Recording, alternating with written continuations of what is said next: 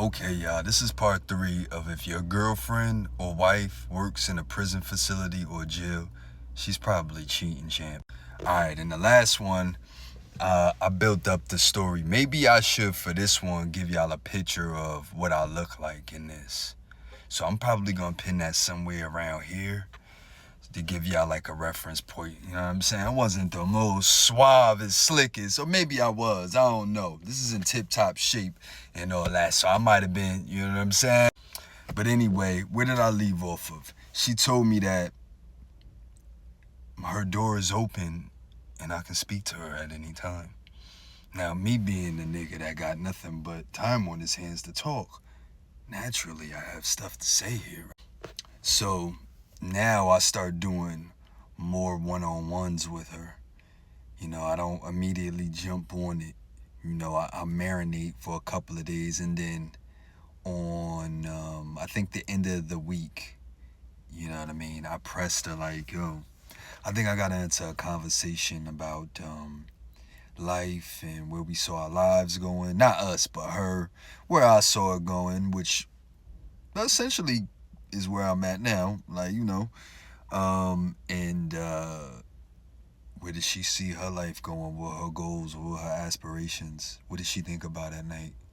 What got her through the day? You know, how does she feel decompressing after being places like prison? So, I don't know how it came about exactly, but I said something to the effect. Now, mind you, this was roughly about 8 years ago, because I've been home from prison for 5 years, and then it was, you know, somewhere around the 2017 area, I'll tell you. You know what I'm saying? The whole thing lasted for about a year and a half. So it started maybe 2016. It ended roughly the beginning of 2018 while I was down in prison. So, like, yeah, you know, you can add that up. It was like roughly, you know, you placed the months wherever. It lasted about 17 months until we got caught, which was crazy. I'll tell you about that in part 4. But for the purposes of part 3 right here, I'm going to tell you, okay, so I'm in the office talking to her. Now, mind you, you got to think about prison. It's a funny thing. It's a weird animal. It's something that when you're in there for a while, you develop these heightened instincts. So we really turn into like apex predators in there. Like your mouthpiece is sharper than it would be on the streets. Your workout game and glow is sharper than it would be if you was juicing on the streets. Until I'm just sorry, we getting enough rest. We getting able to read, calculate things, concentrate. There's some bad motherfuckers behind that wall. I ain't gonna lie to you, bro. Don't argue with me. So anyway, during this whole period, she had been watching me work out, talk. I've been sharing the books I've been reading, how I engage, all of how I'm moving around and the other niggas. Like, she intrigued. I'm not no gang member neither. These is gang members. I'm just moving around this bitch off the strength of my brain and, you know, just a regular nigga. I ain't no gorilla nigga. I do the same thing all the time. Any niggas who see this video and you been down prison with me, what do? I work out, I read books, and I gamble on that spades table. Okay, I had to do Instacart real quick, so I had to stop. It's nighttime now.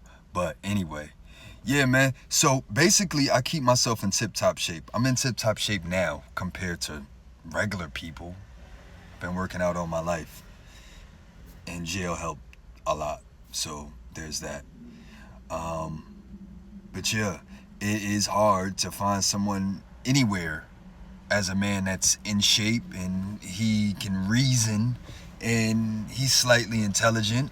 Most guys are normies. Women, you can attest to that, right?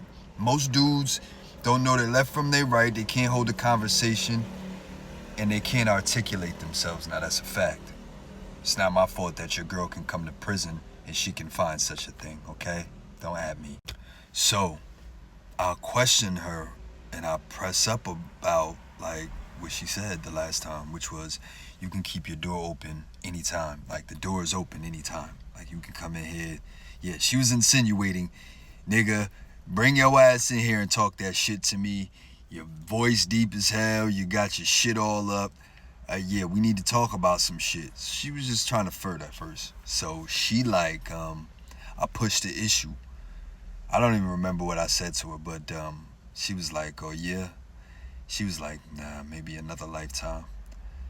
But I pushed the gas on it. I'm like, nah, fuck that lifetime shit. This lifetime, motherfucker. What you talking about? Yeah, so basically I put it to her like, listen, you don't gotta, I ain't trying to get you to bring nothing in or nothing. And I wasn't trying to get her to do nothing.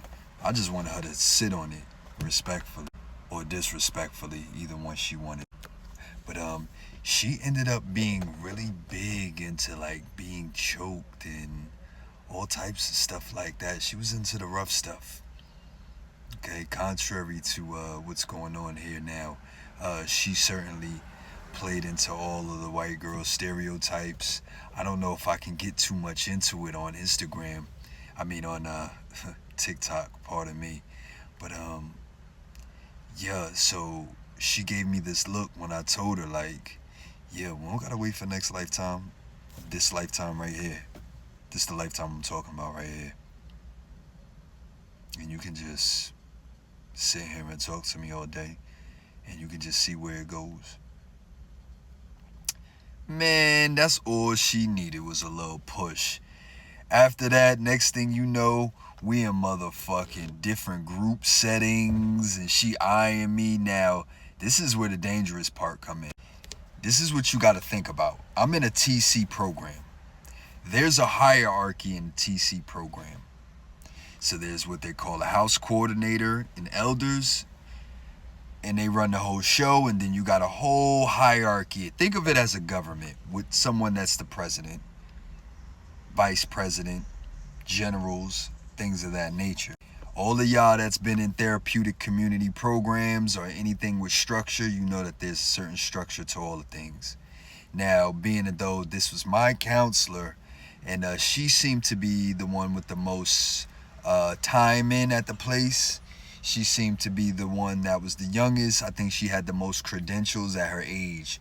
So she was able to place me into certain positions in that organization, namely the top. Now, I'm not going to tell you what strings she pulled. They had elections for, basically a therapeutic community is where they simulate the real world. They take you criminals and they put y'all in positions of power and give you structure, and they have y'all run the tier. So basically, y'all get to have juice and sway over other people on the rest of the compound because you're men of thought and reason. Yeah. So, basically they use the most intelligent, the most influential to run the tiers. They take the data and the information, they use it for whatever else they need to, or whatever government agencies need that data, and they basically run simulations, psyops. Yeah, the main courses are called behavior modifications.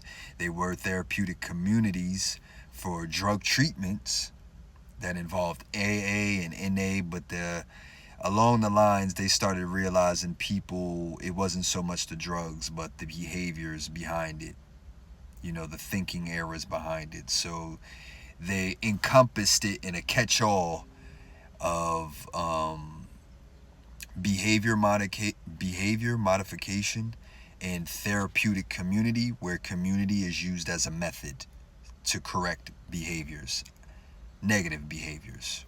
Okay? Now in part 4, I'm going to talk to you about how it started getting hot out there and how people started hating other men, mind you, other men. It was a woman that took me down eventually, a black woman, but it didn't turn out the way they thought. Yeah, because I had been prepping her for this whole 17 months we had been dealing together to say exactly what I needed her to say, just in case we ever got jammed up, because I'm a thinking nigga. And oh yeah, I've been doing this a long time.